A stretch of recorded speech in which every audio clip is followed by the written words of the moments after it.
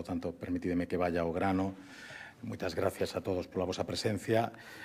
na que, bueno, como sempre nesta ronda, queremos informar dos contidos da sesión plenaria que vai ter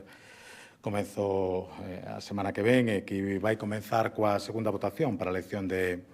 María Concepción Pombo como nova directora xeral da Corporación de Servicios Audiovisuais de Galicia, unha vez que no anterior pleno non se iba adiante a súa candidatura ao non contar cos 2/3 dos deputados necesarios para esta. Nesta ocasión será necesario o voto dunha maioría de 3/5 dos deputados e, de non conseguila, de non acadala, a elección da nova directora volvería probablemente ao pleno seguinte, onde sería necesaria unha maioría absoluta para a súa elección definitiva. Unha vez celebrada esta votación, terá lugar a comparecencia da conselleira de Medio Rural, a petición propia, para dar conta das oportunidades e vantaxes que ofrece o rural galego, onde a Xunta está a facer un esforzo importante para garantir o relevo xeneracional e conseguir que un mellor futuro para a actividade agrogandeira. Dentro do apartado de proposicións non de lei, o Grupo Popular vai centrar a súa primeira iniciativa na solicitude da Xunta de Galicia para que inicie os trámites para reclamar ao Goberno de España a transferencia das competencias en materia de permisos de residencia e de traballo das persoas migrantes para poder habilitar un proceso que reduza os prazos para optar a esta documentación. Somos conscientes da falta de man de obra que existe neste momento para satisfacer a demanda de traballadores que se realizan das empresas, polo que consideramos fundamental que se asilicen os permisos de residencia e traballo dos nacionais de terceiros países para que podan incorporarse con todos os dereitos, e isto é importante subliñalo, ao noso mercado laboral. O Goberno galego é consciente desta situación e para iso rubricou un documento pioneiro con varios países de Hispanoamérica para favorecer a atracción de traballadores e traballadoras dunha maneira ordenada e atendendo ás necesidades das empresas do mercado de traballo. Este é o primeiro paso dun proceso dirixido a favorecer de xeito ordenado a incorporación de traballadores e traballadoras ao mercado laboral galego,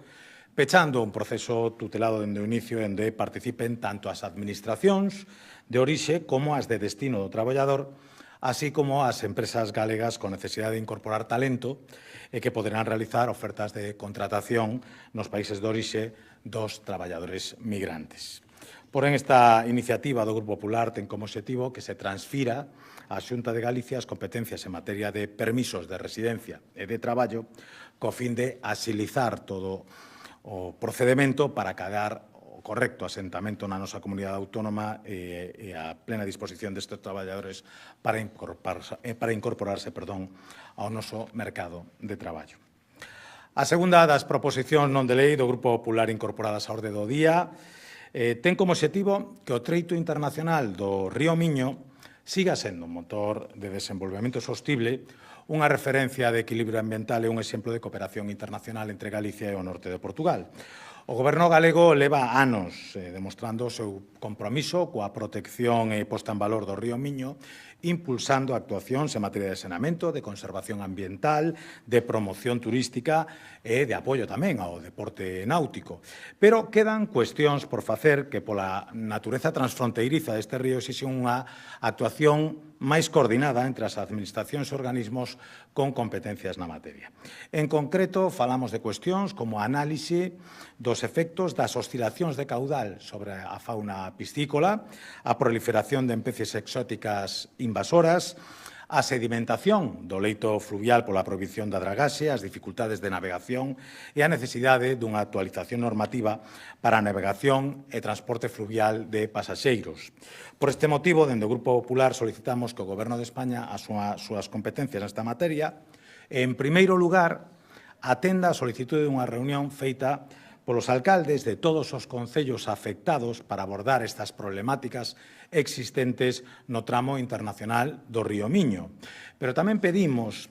que o Goberno analice o cumprimento do caudal ecolóxico mínimo e o impacto das oscilacións bruscas de caudal sobre a fauna piscícola. Que aborde en colaboración coas autoridades portuguesas a prevención e control das especies exóticas e invasoras para preservar a biodiversidade autóctona. que promova a recuperación da dragaxe controlada e medioambientalmente sostible do treito internacional do Miño para garantir a navegabilidade e a seguridade, que facilite o cumprimento das obrigas en materia de xestión de biomasa e, por último, que actualice o regulamento de navegación do río Miño para adecualo á realidade actual das actividades recreativas e deportivas, así como á diversidade de embarcacións. E xa para rematar, dentro do apartado de preguntas ao Goberno galego, dende o Grupo Popular ímonos interesar por tres cuestións. A primeira, coñecer a valoración do Goberno respecto da decisión unilateral do Reitorado da Universidade da Coruña de rachar o acordo acadado en 2015 entre as tres universidades públicas e a Xunta para o fortalecemento da formación médica en Galicia. Un anuncio sorprendente cando xa se estaba traballando conxuntamente entre universidades e Xunta na ampliación da docencia clínica no quinto curso prevista para o curso 26-27. A segunda pregunta ten como obxectivo coñecer a opinión do Goberno galego respecto da política de vivenda que está a desenvolver o Goberno de España, máis preocupado, na nosa opinión, por antepoñer a súa ideoloxía que de buscar solucións reais, pragmáticas e eficaces que faciliten o acceso á vivenda e non promovendo reformas legislativas e normativas contraproducentes como a Lei de Vivenda, que regula a declaración de zonas tensionadas, unha medida que, aló onde se aplicou, acabou provocando que suban os prezos dos alugueres e que haxa menos oferta de vivenda no mercado. Ou coa demonización da iniciativa privada, necesaria, sen dúbida, tamén para resolver este problema. E, por último, a terceira das preguntas do grupo busca coñecer os avances acadados a prol dos dereitos das persoas LGTBI. Ás portas das celebracións do Día e da Semana do Orgullo, pois que nos interesa coñecer a actuación do Goberno nun ámbito no que Galicia foi unha das comunidades autónomas pioneiras na adopción de medidas para a protección deste colectivo, aprobando unha legislación específica que busca garantir o seu benestar e promover a realidade, a igualdade real entre as persoas, sexa cal sexa a súa orientación sexual. Estes son os temas polos que nos vamos a interesar, que introducimos nesa orde do día, e sen máis poñome a súa disposición por se queren formular algunha pregunta sobre estes ou calquera outro tema.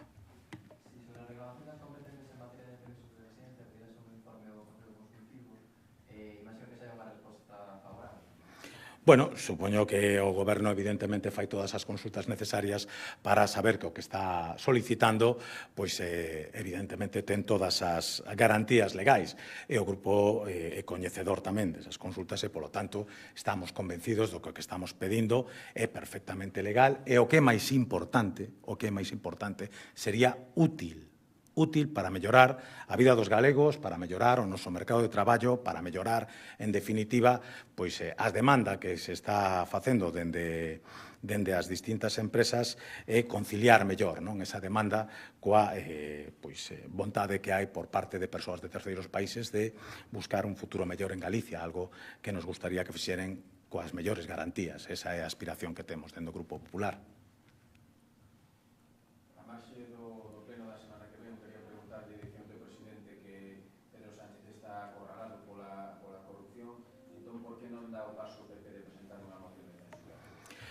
Porque non parece que sexa a solución para desaloxar ao Goberno. Supoño que corresponde aos responsables nacionais do partido evaluar cal é a situación e cales son os prazos para facer as propostas máis acaídas en cada momento. En todo caso, eu teño que decir que creo que todos compartimos unha fonda preocupación polas últimas noticias que se están producindo, pola comparecencia que tuvo lugar onte do propio secretario xeral do Partido Socialista e presidente do Goberno, na que, en fin, a imaxe que trasladou a de un autócrata encastillado nunha realidade paralela, alleo ao que está acontecendo e coñecen todos os cidadáns, e que parece que a única mensaxe que ten para os españois é que deben de conformarse con esta onda de corrupción que está asolagando o Goberno, porque ao presidente do Goberno de España lle parece que a alternancia política é un mal a evitar. A mí me parece francamente lamentable e o que lle recordaría é que non lle estamos pedindo que lle entregue o Goberno a nadie. lle estamos pedindo que poña a decisión de abrir un tempo novo político en mans dos lexítimos decisores, das lexítimas persoas que teñen que tomar esa decisión, que non é outro que o conxunto dos cidadáns. O Gallá atenda a este chamado e deixemos atrás un momento político, creo sinceramente, que a olvidar. ¿Alguna outra cuestión? Pois, se me permitides, me incorporo a ese minuto de silencio. Moitas gracias.